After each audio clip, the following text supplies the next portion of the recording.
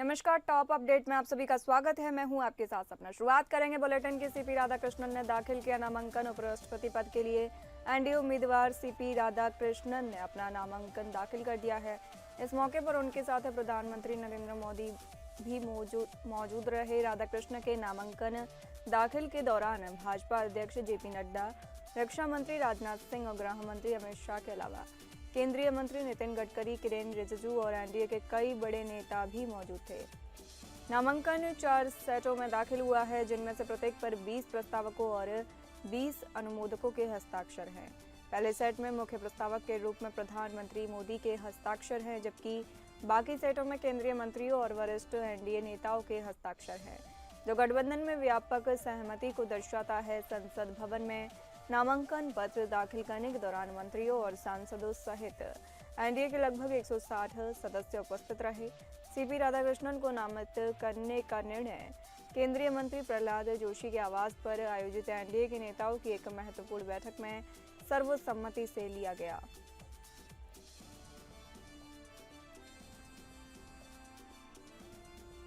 बंगाल की मुख्यमंत्री ममता बनर्जी 22 अगस्त को कोलकाता मेट्रो की 3 परियोजनाओं के उद्घाटन समारोह में मौजूद नहीं रहेंगी।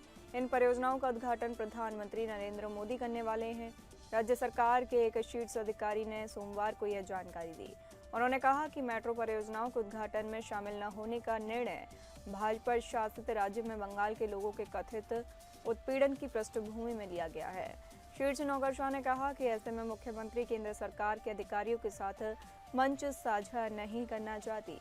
रेल मंत्री अश्विनी वैष्णव ने 14 अगस्त को लिखे एक पत्र में ममता को आगामी शुक्रवार को 3 मेट्रो परियोजनाओं के उद्घाटन के लिए आमंत्रित किया था।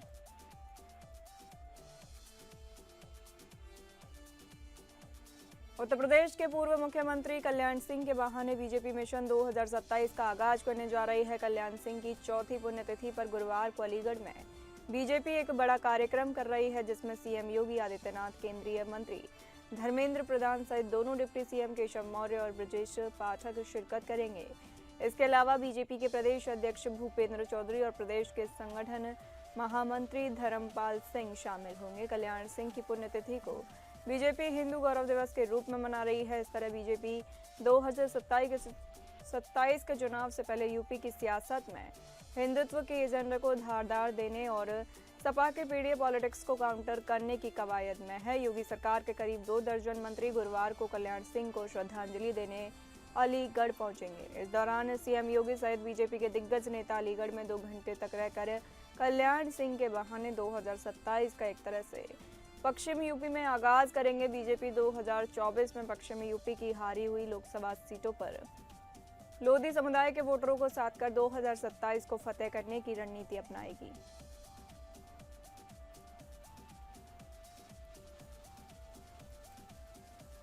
आगरा के ताजमहल में एक शख्स हाथ में एक बैग लेकर पहुंचा, जिस पर कुछ ऐसा लिखा था जिसे देखकर सीआईएसएफ चौंक गई। उसने तुरंत शख्स को रोका और कहा कि आप अंदर नहीं जा सकते। इस पर शख्स ने बवाल कर दिया और एक वीडियो बनाकर वायरल कर दिया। ताजमहल की सुरक्षा व्यवस्था सीआईएसएफ के हाथ में है। सीआईएसएफ के द्वारा ताजमहल की सुरक्षा के लाख दावे किए जाते हैं, परिंदा भी पर नहीं मार सकता है। यह बात कहीं न कहीं इस मामले में सही साबित होती दिखी, मगर वहीं पर्यटक ने कई सवाल खड़े कर दिए, जिससे विवाद गहरा गया। कानपुर के रहने वाले आशीष अपने परिवार के साथ ताजमहल घूमने पहुंचे थे। उनके बैग पर श्री राम लिखा हुआ था। सिक्योरिटी चेकिंग के दौरान जब बैग स्कैन हुआ तो वहां तैनात सीआईएसएफ के जवान ने बैग को अंदर ले जाने से रोक दिया। शख्स का आरोप है कि जवान ने साफ शब्दों में कहा कि यह बैग ताजमहल के अंदर नहीं ले जा सकते। इस दौरान उन्होंने बैग को रोकने के पीछे कोई ठोस कारण भी नहीं बताया, बस यही कहते रहे कि ये बैग आप नहीं ले जा सकते।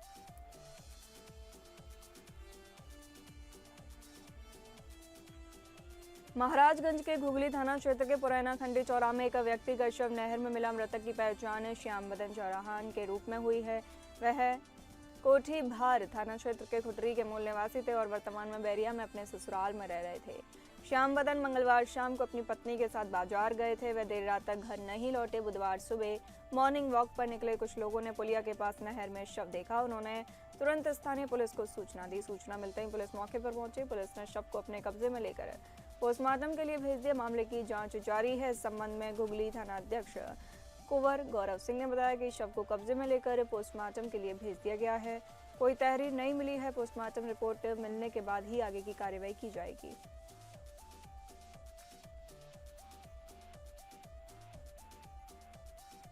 उत्तर प्रदेश के महोबा जिले में उत्तर प्रदेश राज्य सड़क परिवहन से संबंधित बसों की चेकिंग के दौरान सहायक यातायात निरीक्षक के साथ संविदा कर्मी द्वारा अभद्रता करने का वीडियो सोशल मीडिया पर जमकर वायरल हो रहा है।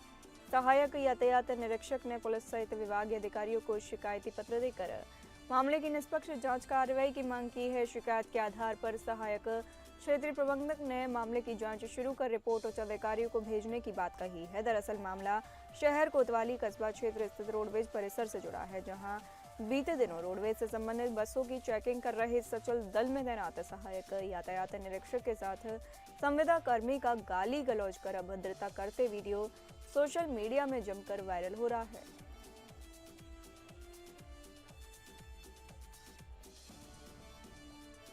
बादलपुर थाना पुलिस और एक शातिर आरोपी के बीच मंगलवार सुबह मुठभेड़ हो गई, जिसमें बुजुर्ग महिला की हत्या कर फरार आरोपी घायल हो गया। यह मुठभेड़ छपरौला इलाके में हुई है, जहां पुलिस ने सूचना के आधार पर आरोपी की घेराबंदी की। खुद को घिरता देख आरोपी ने पुलिस पर फायरिंग शुरू कर दी। जवाबी कार्रवाई में पुलिस की गोली आरोपी के पैर में लगी। उसे घायल अवस्था में अस्पताल में भर्ती कराया गया है।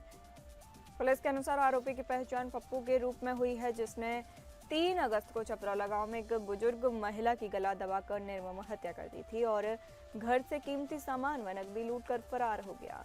डीसीपी सेंट्रल शक्ति अवस्थी ने जानकारी दी और बताया कि आरोपी लंबे समय से फरार चल रहा था और लगातार पुलिस टीम उसकी तलाश में जुटी हुई थी। मुखबिर की सूचना पर टीम ने कार्रवाई की और आखिरकार आज उसे पकड़ने में सफलता मिली। मुठभेड़ में घायल होने के बावजूद आरोपी की हालत स्थिर है और उससे पूछताछ की जा रही है। पुलिस ने आरोपी के कब्जे से एक तमंचा, कारतूस और कुछ लूटी गई संपत्ति भी बरामद की है। इस मुठभेड़ के बाद पुलिस को उम्मीद है कि इस केस से जुड़े बाकी सुराग भी जल्द सामने आएंगे। डीसीपी ने बताया कि पप्पू पर पहले से कई आपराधिक मामले दर्ज हैं और वे एक हिस्ट्री शीटर किस्म का अपराधी है। पुलिस अब उसके नेटवर्क की भी जांच कर रही है।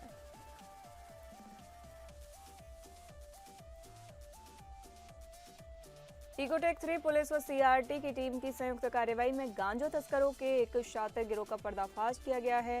यह गिरोह उड़ीसा से भारी मात्रा में गांजा लाकर उसे दिल्ली, एनसीआर समेत आसपास के इलाकों में सप्लाई करता था। पुलिस ने गिरोह के 3 सक्रिय तस्करों को गिरफ्तार कर उनके कब्जे से लगभग 1.5 कुंतल गांजा बरामद किया है, जिसकी बाजार कीमत लगभग 40 लाख रुपया की गई है। तस्करों की गिरफ्तारी के साथ ही पुलिस ने बड़ा ट्रक भी जब्त किया है, जिसका इस्तेमाल नशे की इस खेप को एक राज्य से दूसरे राज्य तक पहुंचाने में किया जा रहा था। चौंकाने वाली बात यह है कि तस्कर गांजे को छिपाने के लिए ट्रक में लदे ग्रेनाइट पत्थरों के बीच में छुपाकर लाते थे, जिससे किसी को शक न हो। पुलिस अधिकारियों के अनुसार गिरोह लंबे समय से इसे गोरख धंधे में लिप्त था और हर खेप में लाखों का मुनाफा कमा रहा था। गिरफ्तार किए गए तस्करों से पूछताछ के दौरान कई अहम सुराग हाथ लगे हैं, जिनके आधार पर पुलिस गिरोह के अन्य सदस्यों की तलाश में जुटी है। थाना प्रभारी ने बताया कि तस्करों के खिलाफ एनडीपीएस एक्ट के तहत सख्त धाराओं में मुकदमा दर्ज किया गया है। इससे कार्रवाई को एनसीआर में ड्रग्स के बढ़ते नेटवर्क पर एक बड़ी चोट माना जा रहा है।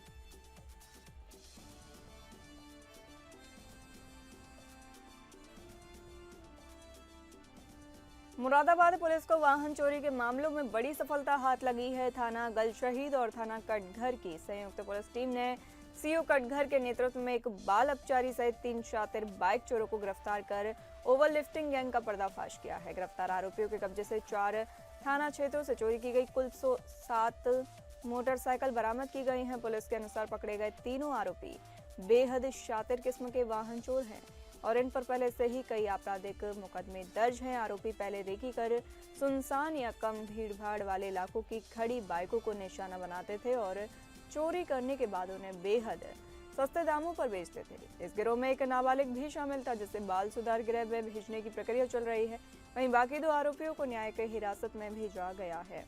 एसपी सिटी कुमार रणविजय सिंह ने बताया कि मुरादाबाद शहर में लगातार बढ़ रही वाहन चोरी की घटनाओं पर अंकुश लगाने के लिए विशेष अभियान चलाया जा रहा है। इसी अभियान के तहत इस गैंग को पकड़ा गया है। उन्होंने बताया कि केवल चोर ही नहीं बल्कि चोरी की बाइक खरीदने वालों के खिलाफ भी सख्त कार्रवाई की जा रही है।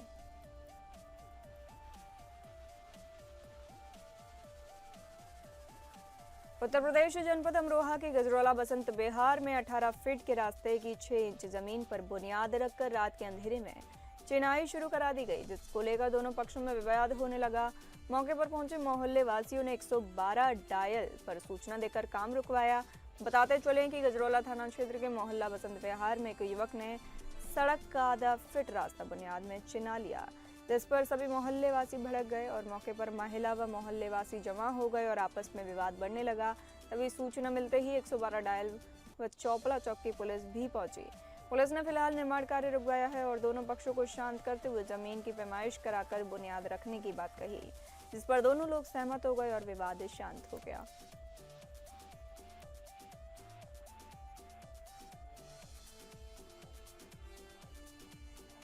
उत्तर प्रदेश जनपद अमरोहा तहसील धनोरा ग्राम पंचायत चकनवाला के रास्तों में गंदगी का अंबार लगा हुआ है, जिससे ग्रामीणों में भारी आक्रोश है।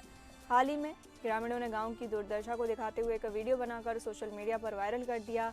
इस वीडियो में ग्रामीणों ने आरोप लगाया कि गांव में सफाई व्यवस्था पूरी तरह से चरमरा गई है। नालियां गंदगी से भरी हुई हैं और गलियों में गंदा पानी बह रहा है।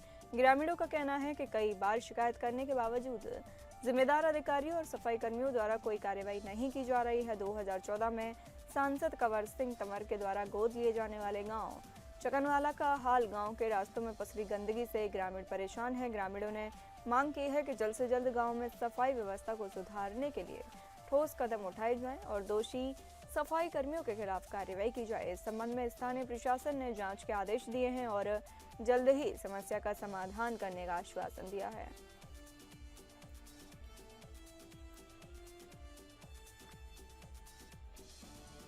यूपी के हमीरपुर जिले में क्षेत्र में चल रहे एग्रीस्टैक डिजिटल क्रॉप सर्वे कार्य में पंचायत सहायकों को लगाया गया है। यह कार्य पंचायत सहायकों के कार्य क्षेत्र में नहीं आता, जिसको लेकर पंचायत सहायकों ने आज जिलाधिकारी कार्यालय पहुंचकर प्रदर्शन करते हुए क्रॉप सर्वे कार्य से पंचायत सहायकों को हटाए जाने को लेकर ज्ञापन दिया। पंचायत सहायकों का कहना है कि यह कार्य कृषि विभाग का है और पंचायत सहायकों के पास पंचायत के दूसरे कार्य होते हैं जो सर्वे करने से प्रभावित हो रहे हैं।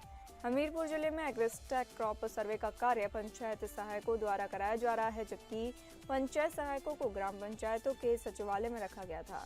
क्रॉप सर्वे के दौरान पंचायत सहायकों को क्षेत्र में जाना होता है, जिससे पंचायतों के अन्य कार्य प्रभावित होते रहे हैं। पंचायत सहायकों ने आज कलेक्टर पहुंचकर जिलाधिकारी को ज्ञापन देकर सर्वे कार्य से हटाए जाने की मांग की है। पंचायत सहायकों का कहना है कि यह सर्वे कृषि विभाग का कार्य है और पंचायत सहायकों को दे दिया गया है। पंचायत सहायकों के पास सर्वे की जरूरत में पड़ने वाली अन्य सुविधाएं भी नहीं है, जिस कारण क्रॉप सर्वे करने में समस्याएं आ रही हैं। पंचायत सहायकों ने बताया कि सर्वे के दौरान उन्हें क्षेत्र में जाना पड़ता है, जिस कारण उन्हें उनके कार्यालय के कार्य भी प्रभावित होते रहे हैं। पंचायत सहायकों ने दूसरे विभागीय कार्यों का दबाव होने का हवाला देते हुए क्राफ्ट सर्वे कार्य में असमर्थता जताई है।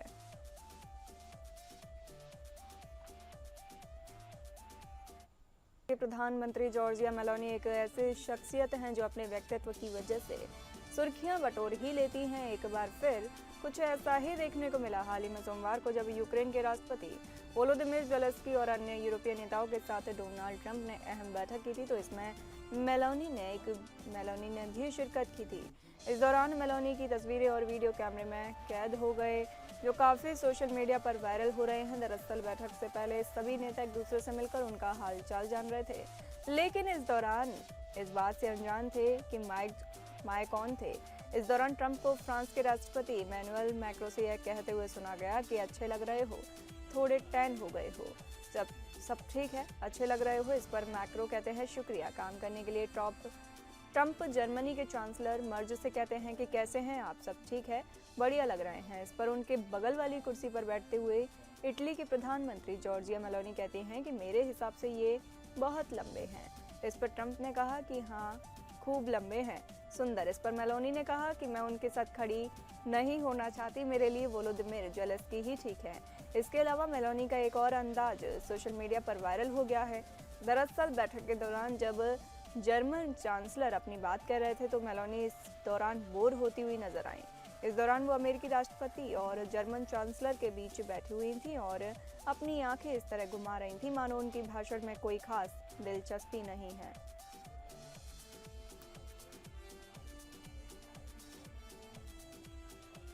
पाकिस्तान में लगातार हो रही बारिश और उसके बाद अचानक आई बाढ़ की चपेट में मरने वालों की संख्या बढ़कर 706 हो गई है। हालात को देखते हुए सेना ने मोर्चा संभाला है। सेना ने बाढ़ से सबसे अधिक प्रभावित क्षेत्रों में राहत अभियान तेज कर दिया है। पाकिस्तान के राष्ट्रीय आपदा प्रबंधन प्राधिकरण ने अपने नवीनतम आंकड़ों में बताया कि पिछले 24 घंटों के दौरान कम से कम 24 और लोगों की मौत हो गई है। 26 जून से अब तक मरने वालों की संख्या बढ़कर 706 तक पहुंच गई है। हालात कितने भयावह हैं, इसका अंदाजा इस बात से लगाया जा सकता है कि बाढ़ संबंधी घटनाओं में घायलों की संख्या बढ़कर 965 हो गई है। एनडीएमए के मुताबिक खैबर पख्तूनख्वा सबसे अधिक प्रभावित हुआ है, जहां अब तक 427 लोग मारे गए हैं। इसके बाद पंजाब प्रांत में 164, सिंध में 29, बलूचिस्तान में 22, पाकिस्तान के कब्जे वाले कश्मीर में 56 और इस्लामाबाद क्षेत्र में 8 लोग मारे गए हैं। पाकिस्तान के दैनिक समाचार पत्र द एक्सप्रेस ट्रिब्यून की खबर के मुताबिक सेना के प्रवक्ता लेफ्टिनेंट जनरल अहमद शरीफ चौधरी ने कहा कि सेना ने राहत अभियान तेज कर दिया है। खैबर पख्तूनख्वा में 9 शिविरों के माध्यम से 6,903 लोगों को बचाया गया है और उन्हें चिकित्सा सहायता प्रदान की गई है।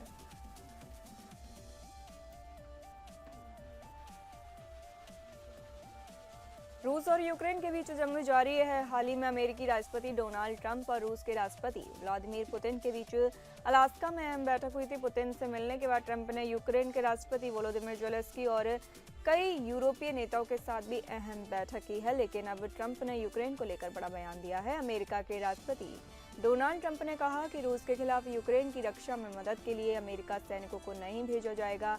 ट्रंप ने यह टीवी साक्षात्कार में यह भी कहा कि नाटो में शामिल होने और रूस से क्रीमिया प्रायद्वीप को फिर से प्राप्त करने की यूक्रेन की उम्मीदें पूरी होना असंभव है। इसी बीच यहाँ यह भी बता दें कि व्हाइट हाउस अमेरिका के राष्ट्रपति आधिकारिक आवास एवं कार्यालय में ट्रंप, यूक्रेन के राष्ट्रपति वोलोदिमीर ज़ेलेंस्की और अन्य यूरोपीय नेताओं के बीच एक अहम बैठक हुई थी।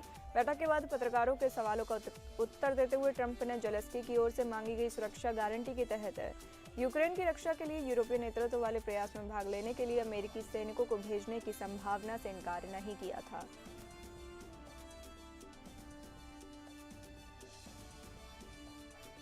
पश्चिमी अफगानिस्तान में भीषण सड़क हादसा हुआ है। इस हादसे में 50 से अधिक लोगों की मौत हो गई है। हादसा उस वक्त हुआ जब ईरान से लौटे प्रवासियों को ले जा रही एक यात्री बस ट्रक और एक मोटरसाइकिल से टकरा गई। स्थानीय पुलिस और एक प्रांतीय अधिकारी ने इस हादसे के बारे में जानकारी दी है।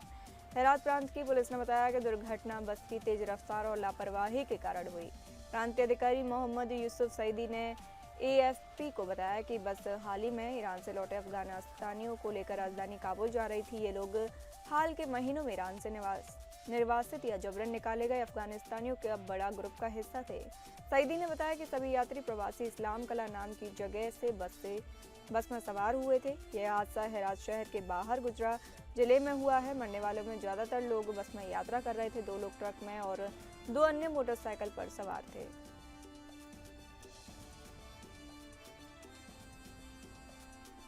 संयुक्त राष्ट्र सुरक्षा परिषद की खुली बहस में भारत ने 1971 युद्ध का जिक्र कर पाकिस्तान को बेनकाब किया है। संघर्ष में यौन हिंसा पर खुली बहस में भारतीय राजनयिक एल्डोस मैथ्यू पुन्नोस ने कहा कि संघर्ष के दौरान यौन हिंसा जैसे घिनौने अपराध करने वालों की कड़ी निंदा की जानी चाहिए और उन्हें न्याय के कटघरे में खड़ा किया जाना चाहिए। पुन्नोस ने कहा कि यह एक शर्मनाक सच्चाई है। 1971 में पाकिस्तानी सेना ने पूर्वी पाकिस्तान में लाखों महिलाओं पर मानवीय यौन हिंसा की थी। दुर्भाग्य से यह निंदनीय सिलसिला आज भी बेरोक टोक और बेखौफ जारी है। भारतीय राजनयिक ने कहा, आज भी पाकिस्तान में अल्पसंख्यक समुदायों की महिलाओं और लड़कियों के साथ अपहरण, मानव तस्करी, बाल विवाह, जबरन विवाह, घरेलू दास्ता, यौन हिंसा और जबरन धर्मांतरण जैसी घटनाएं हो रही हैं।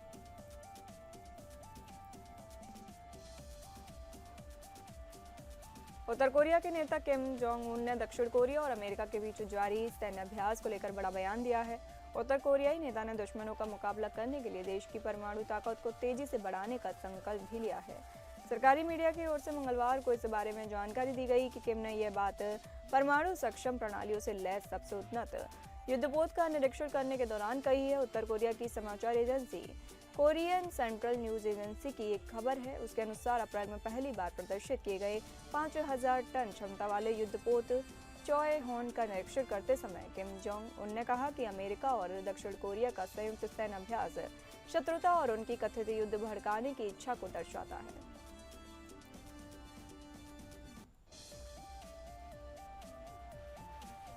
सनी देओल और बॉबी देओल एक बार फिर से स्क्रीन पर साथ नजर आने वाले हैं। फिल्म मेकर अनिल शर्मा ने उनकी अपकमिंग फिल्म को लेकर अपडेट दिया है। सनी देओल और बॉबी देओल फिल्म अपने 2 जल्द ही स्क्रीन में देखने को मिलेगी। फिल्म मेकर अनिल शर्मा ने फिल्म को लेकर अपडेट दिया है। अनिल शर्मा ने 2007 में आई ओरिजिनल फिल्म अपने को डायरेक्ट किया था और अब वो फिर से सेकंड पार्ट बनाने जा रहे हैं। अनिल शर्मा ने बताया कि अपने 2 की स्क्रिप्ट तैयार है। अनिल शर्मा ने कहा अपने 2 निश्चित तौर पर आ रही है, स्क्रिप्ट तैयार है, मेरे पास कई सारी स्क्रिप्ट है, मैं लगा हुआ हूँ। अपने के लिए धर्मेंद्र, सनी और बॉबी देओल को एक साथ लाने के लिए मनाना मुश्किल नहीं था। तीनों साथ में ये फिल्म करना चाहते हैं और वो चाहते हैं जिसे मैं बनाऊं। जिस दिन अपनी स्टोरी मेरे पास आई वो खुशी खुशी से झूम उठे थे।